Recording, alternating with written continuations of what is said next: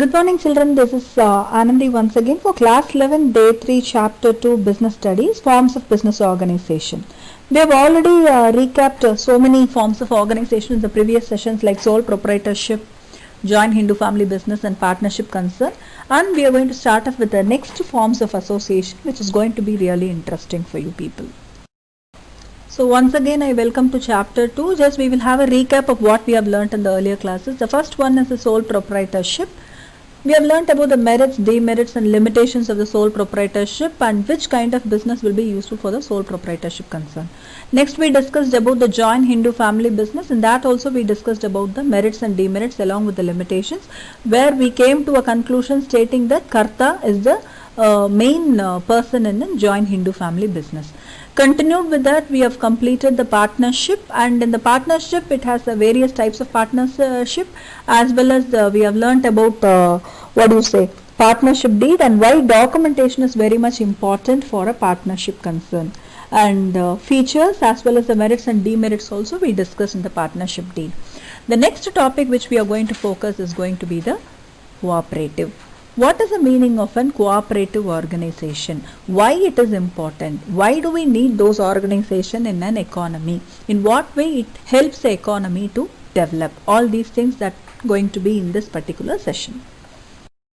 So first initially we will look into what is a cooperative society or cooperative organization. Just a close look of the definition. A cooperative society is a voluntary association of persons of moderate means who unite together to protect and promote their common economic interests. Yes, it is a voluntary association. Nobody is enforcing them to start a society, and where people unite together to protect and promote their common economic interest. I will be having one type of interest and you will be having one type of interest. Those common interests can be put together and it will help in developing the economy. So this is the definition of a cooperative society. After looking into the definitions, we will just look into the features of the cooperative society. There are various features of the cooperative society. We will just look into it one by one. The first one is a voluntary association. What is the meaning of a voluntary association? Everyone having a common interest is free to join a cooperative society and can also leave the society after giving a proper notice. So it is a voluntary mode of each and individual person where he can be a part of a society. The second one is the legal status. What is the legal status? Its registration is compulsory and it gives it a separate legal identity. When it comes to a sole proprietorship or a partnership or a joint Hindu family business, the legal status is not mandatory. But when we look into the cooperative society, its registration is always compulsory. The next one is the limited liability. What is the meaning of a limited liability? The liability of the member is limited to the extent of a capital contribution in the society. It means the capital contributed by individual member is very much limited, so it is easy for us to access so many members in that particular society. The next one is the democratic control. What is the meaning of a democratic control? Management and control lies with the managing committee here. They are elected by the members by giving vote. Of course, the members who are there in the cooperative society will be electing the managing committee member. Every member has one vote irrespective of number of shares held by them. Whatever it may be, everyone will be having one vote. Those who are going to win that election is going to be the managing committee of that cooperative society. The last but not least is a service motive. Why I am telling this is the last? The main aim is to serve its member and not to maximize the profit. That is the main aim of the cooperative society. Other two things, it is also one of the feature, but always it is mandatory for the cooperative society follow. The one is bound by the government rules. The next one is the distribution of surplus. Since the aim is not maximizing the profit, it's basically understood in the features itself, stating that always a cooperative society should abide to the rules and regulations framed by the government for them. The next one is the distribution of surplus. What is the meaning of a distribution of surplus? The profit is distributed on the basis of volume of business transacted by a member and not on the basis of the capital contribution of members. So always in the cooperative society we used to distribute all the surplus profit so that the members will be very happy. So the service motive of the cooperative society will also maximize its profit. to the certain extent, and the members of the cooperative society will be happy. So these are the basic features of the cooperative society. Once again I repeat, the first one is a voluntary association, second one is a legal status, and third one is a limited liability, and the fourth one is a democratic control, and the fifth one is a service motive. Other two will come under the service motive, that is abiding the rules and regulations of the government and distributing the surplus. After looking into the features, we are going to continue with the merits of the cooperative society. The first merit is nothing but exercise of formation. What is the meaning of exercise of formation? It can be started with minimum of 10 members. Registration is also easy as it requires very few legal formations or legal formalities. So minimum 10 members are required for each and every cooperative society. The next one is a limited liability. What is the meaning of a limited liability? The liability of the member is limited to the extent of their capital contribution. So how much ever the capital I am contributing, my liability is only limited. The third one is a stable existence. What is the meaning of a stable existence? Due to the registration, it is a separate legal entity and it is not affected by any debt, luxury or insolvency of any of its members. Of course, it's sure stable existence. If any member of the cooperative society found to be dead or whatever it may be, it is not going to be useful at all under any circumstances. And the fourth one is economy in operations. What is the meaning of an economy in operations? Due to the elimination of the middlemen and the voluntary services provided by its member, the profit motive is not served, only the service motive has been raised. So always it is easy for the economy to grow. There is no middleman in between. Obviously there will be a happy mode in the cooperative society people as well as among the group.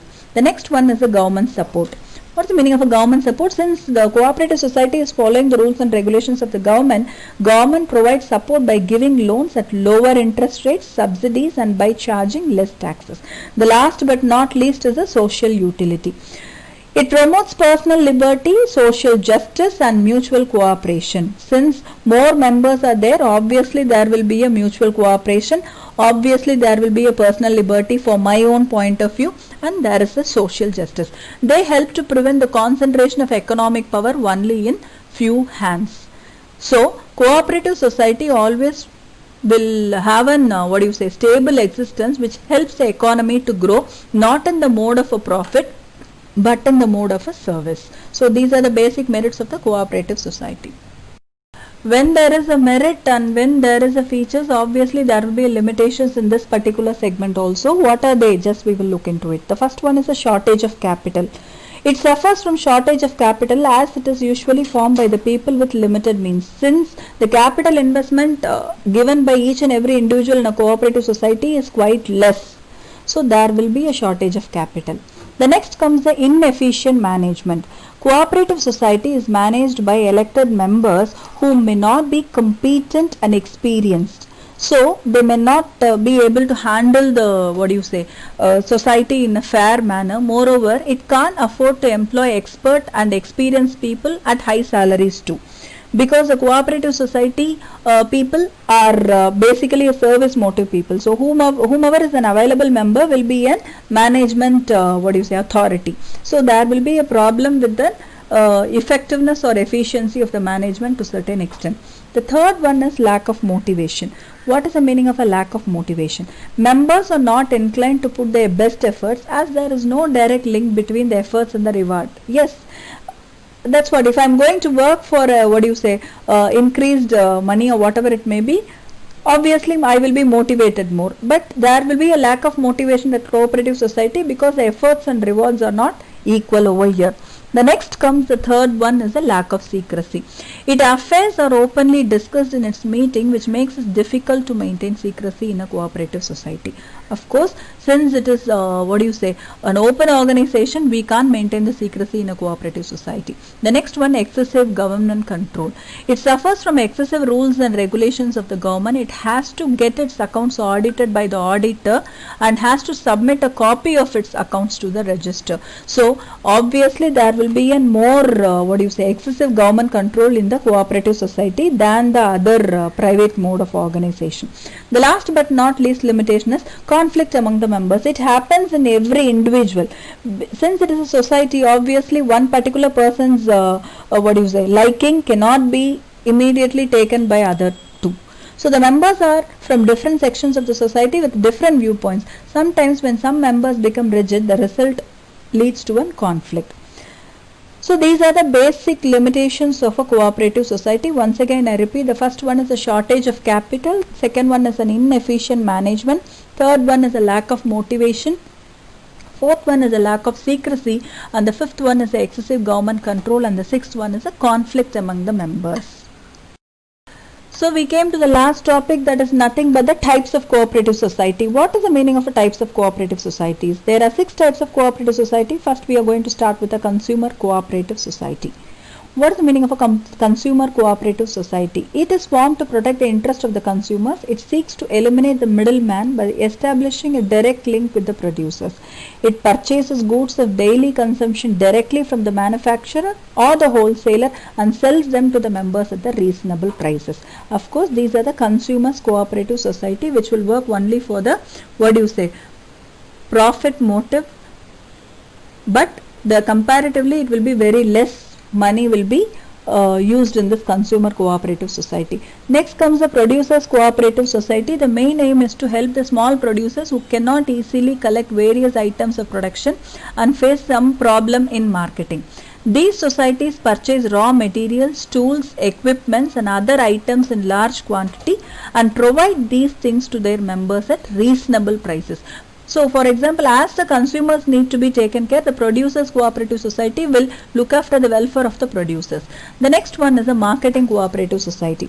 It performs various marketing functions such as transportation, warehousing, packing, grading, marketing research, etc. Actually, this marketing cooperative society is allied industry of trade and commerce. It is for the benefit of its members. The production is different member is pooled together and sold by the society at a good price. Of course, the particular stock can be transported and it has been packed, graded in a different way through this marketing cooperative society. These are the first 3 types of cooperative society. Continued with the marketing cooperative society, we are going to deal with the farmers cooperative society. What is a farmers cooperative society? In such societies, small farmers join together and pool their resources for cultivating their land collectively. Such societies provide better quality seeds, fertilizers, machinery and other modern techniques for use in the cultivation of crops.